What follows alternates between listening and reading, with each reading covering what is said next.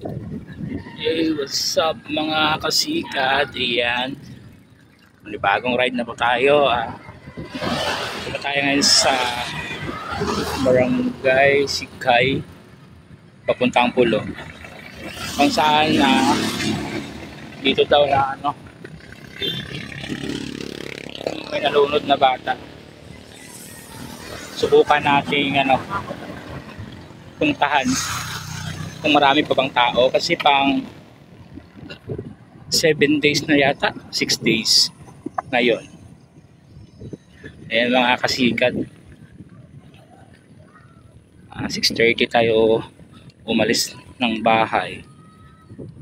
Ngayon ay mag-alas 7 na.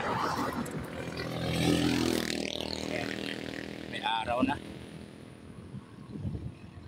Guys, dito na tayo sa may sa irrigation system.